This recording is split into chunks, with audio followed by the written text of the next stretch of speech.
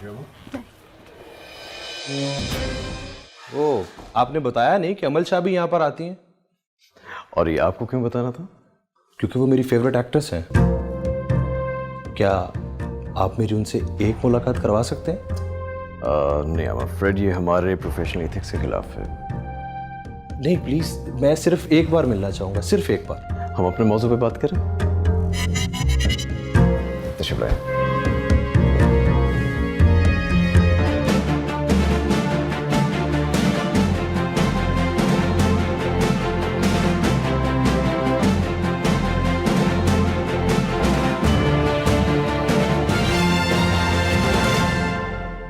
मैं वापस आ गया हूँ। मेरी बात मानने का बहुत शुक्रिया।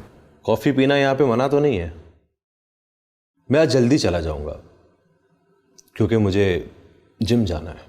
मेरी जॉब का तकाजा है कि मैं फिट रहूं।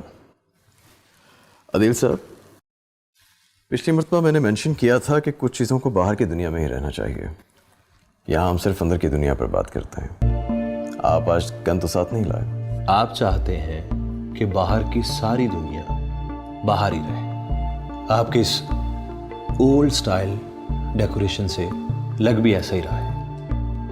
ये अच्छा है, सब उम्दा है, लेकिन बाहर की दुनिया इस तरह उम्दा नहीं रहती। आपने क्लैशनकोफ के बारे में तो सुना?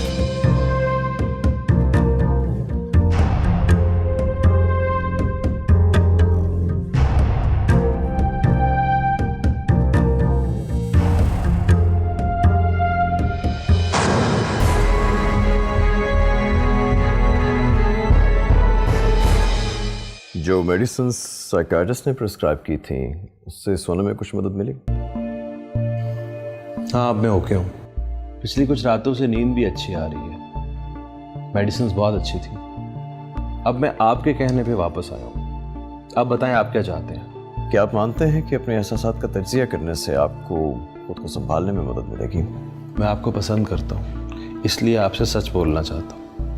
मेरा जवाब नहीं है, क्योंकि अब हर चीज मेरे लिए साफ हो चुकी है।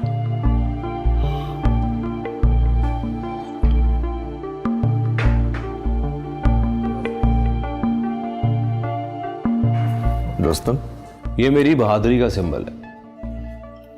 मेरे वालिद जिंदगी में सिर्फ एक दफा मेरे लिए कुछ लाए थे। वो था एक खूबसूरत सा तोता।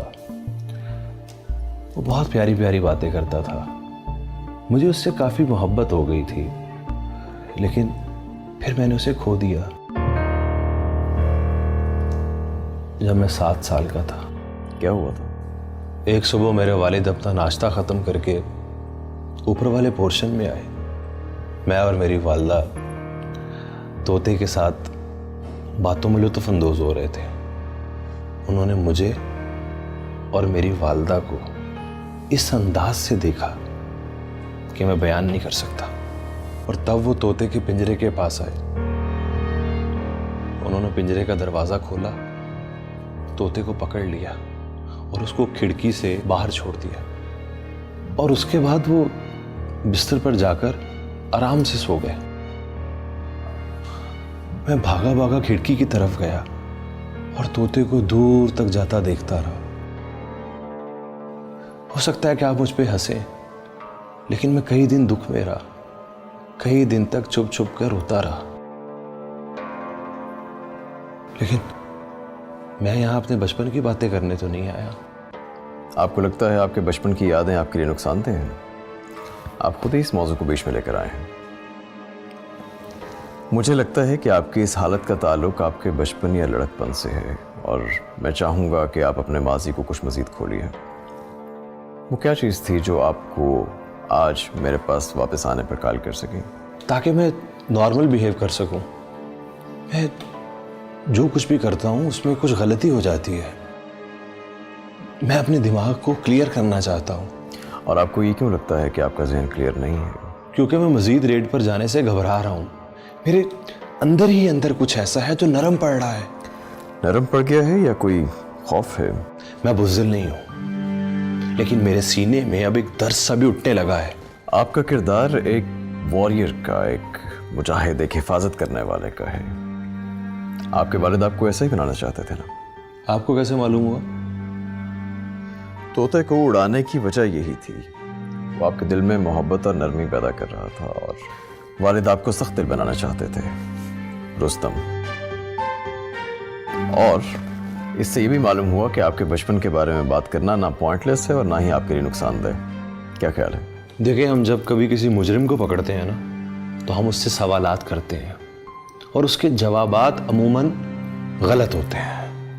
फिर हम उन सब जवाबात को तरतीब देकर मुजरिम के सामने रखते हैं और उसे झूठा साबित करते हैं। लगता है आपका स्टाइल भी यही है।